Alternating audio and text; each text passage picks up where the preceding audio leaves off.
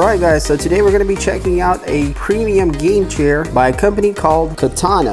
And this is the Genesis model, and it's the red edition. So this is the box it comes in. It's actually quite heavy at 69 pounds on the shipping label. So keep in mind it's quite large and heavy. So where do we begin? Alright, maybe here. Also warnings not to cut too deep into the box because you could cut into the chair, so be careful with that. So let's go ahead and open it up. So I'm going to go really light. Alright, so I'm pretty excited to see what this chair looks like. So right on top there's a pretty large thick piece of paper, and it says, "We strive to enhance your open world experience here on Earth." And there is assembly instructions on the back of it.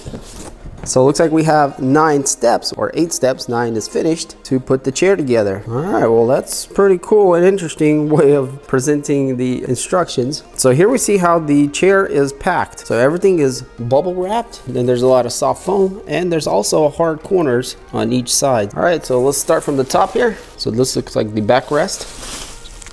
I'm really curious to see what it looks like, and just first impressions, it's quite nice. So we got this really fabric-y kind of material. It looks like very good for breathing. Nice logo, also stitched in fabric in the red color. But the red outlining and the sides here are actually some type of leather. And then going to the back, it's fabric again. So yeah, first impressions looks quite nice and premium. Let's go ahead and get the rest of these pieces out. So here looks like we have some kind of pillows. So this is a larger one. I'm guessing this is for your back. And then a smaller one for your neck. More styrofoam.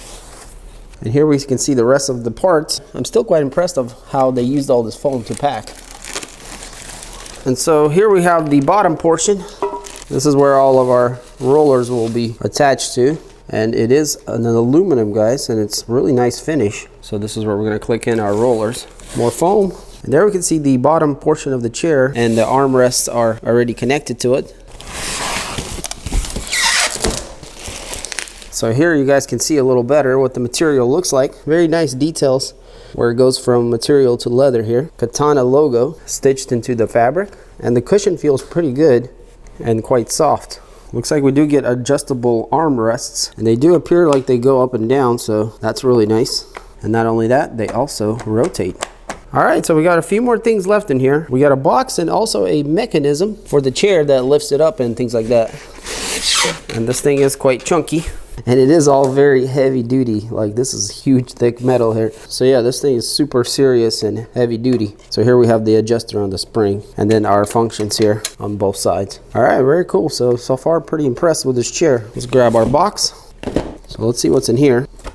All right, look at that. We got our casters here presented very nicely. So they are plastic. They seem to be very durable. Obviously the internals are metal, like we see here. But yeah, it seemed like a pretty nice wheel. So it's just solid. Pull this out. All right, so we got some more stuff. Wonder what's in here. Okay, so this looks like some hardware and some tools. So we got a couple Allen wrenches and a few bolts there. Very interesting presentation. Here we have some trim pieces to the chair. The bolts are already in them. Okay, so we go deeper, and this is where we're going to find our shock with the telescoping trim over around it, and also the 2 handles. And they're not labeled, which doesn't really matter because they go to either side. All right, well that was pretty interesting packaging. So we got all of our pieces out, and that looks like everything to be in the box. All right, so we cleaned up a bit, and I got all the pieces kind of organized. Let's go to step 1.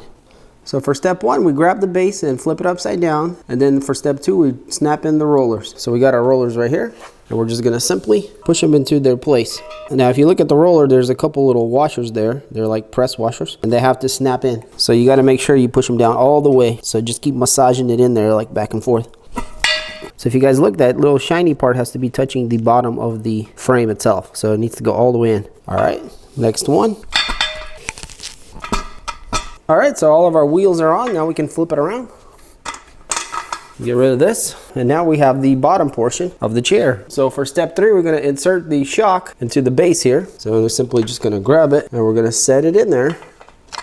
Just like that. And so we're done with this part for now. So step 4 is connecting the bottom portion to the upper portion of the chair. Now there is a warning saying do not use the lever at this point. And the reason for that is because it's spring loaded. And you guys can see there's actually a little caution here not to pull on this. Because once you do, this will shoot down. It'll be very hard to bring it back up, and you won't be able to connect this part of it if it's not standing up like this. But before we do anything, we need to get these bolts out the side of the backrest here. All right, we got the 4 bolts out. Now we're just gonna grab the backrest and we're gonna bring it to the base. So this part's quite simple. All we gotta do is just line up those holes with these holes, just like that, and then put the bolts in it. So I'm just gonna hand tighten it. Let's go to the other side and do the same thing here. So we're gonna need our tools. Let's go ahead and open this box here. And look at that, we got a couple bolts, a couple Allen wrenches, and also a couple rubber plugs for something. So there's a smaller wrench and a larger one. We need the larger one. You can go ahead and tighten these bolts up. And that should be good right there. And now we'll finish this other side, snug it up.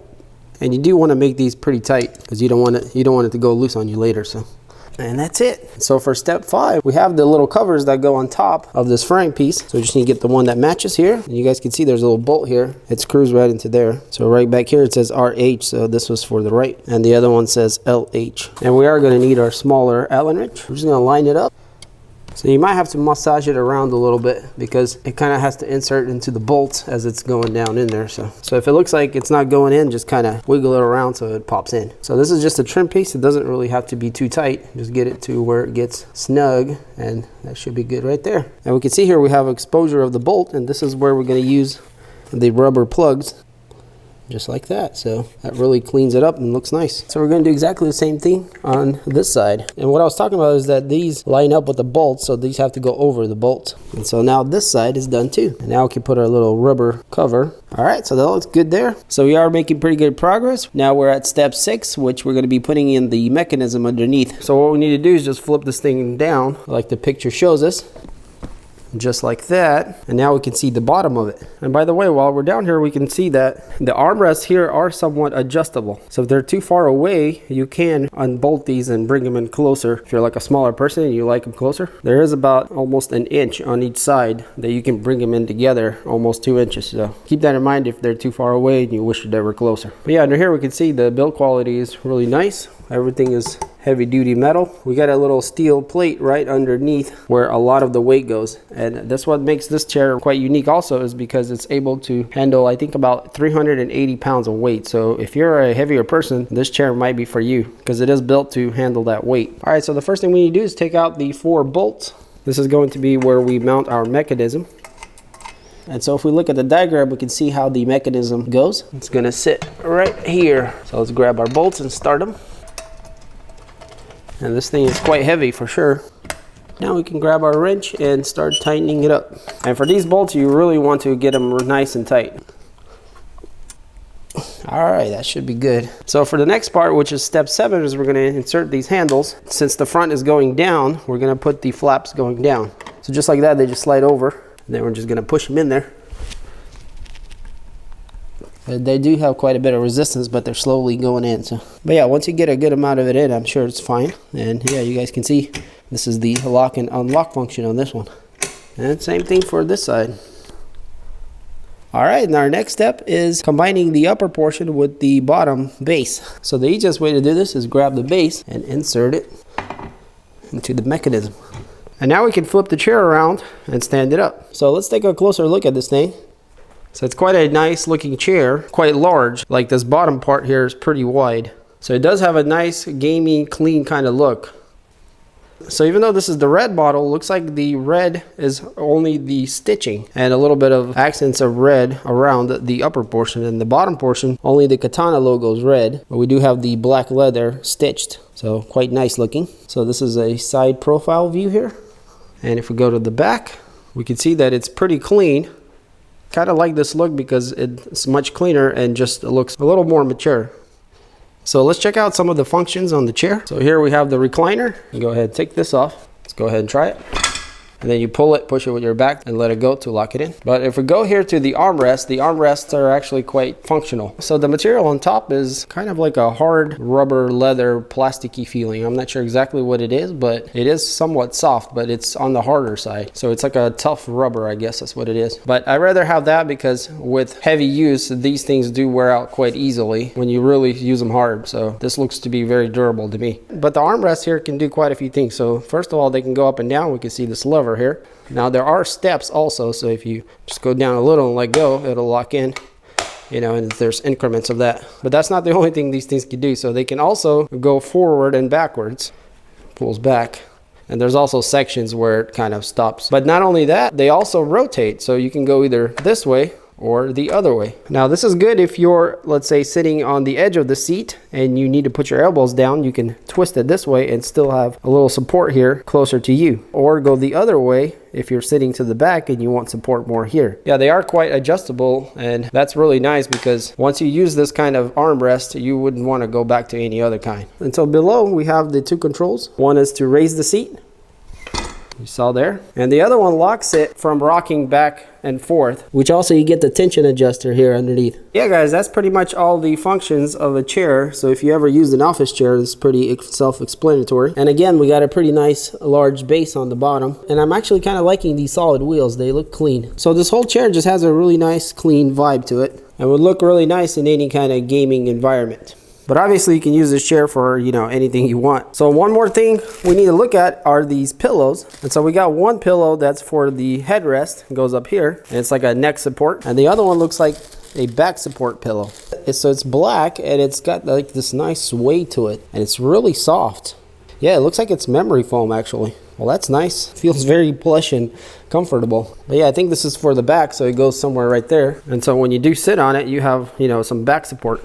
And here we have the neck support pillow, and it has a similar kind of suede. It does have a logo here, and it's on a strap. And the strap simply just goes around the chair here on the top, so it doesn't fall. So when you're sitting down, you can put your neck here and, you know, be comfortable. So yeah, I guess that's what these things are for, unless this is for sitting on it, which that's possible too. But either way, we do have these two pillows included with the chair. Alright guys, so I got the chair in my editing room, and this is just a little corner where I edit. And actually I've been using the chair for a few days now and I'm really enjoying it. It's definitely more comfortable than I thought. And also I really love the swiveling armrests and all the functions that they have. But one thing I did do is I went ahead and loosened these bolts and I put the whole bracket here that way so it's closer to the chair. And I did it on both sides. And that put the armrest closer together, about 1.5 inches to 2 inches, and that really made a difference. Now for my size, which I'm 5'8", from this point to the front is a little bit long. So I find myself creeping to the front a bit, but if I use this pillow, it becomes the perfect amount, plus it gives me some back support. So I have been enjoying that pillow for that reason. And also if I wanted neck support, this pillow here works really good for that. So overall, I find this chair to be really high quality and also great for larger people. Let's say you're more around 6 foot tall, this chair would be perfect. And not only that, it can hold quite a bit of weight. So overall, I'm really enjoying the chair and we'll be using it from now on as my main editing chair. And that's the great thing about this thing, is that you can use it for gaming, editing, just office. It's really good at all those things. All right guys, well hopefully you enjoyed this video. If you did, then hit that like button. If you want to pick this chair up for yourself, I'll have some links in the description. Check it out. And if you enjoy videos like this and you want to see more things I do on this channel, then stay tuned. And as always, thanks for watching, and I'll catch you on the next one.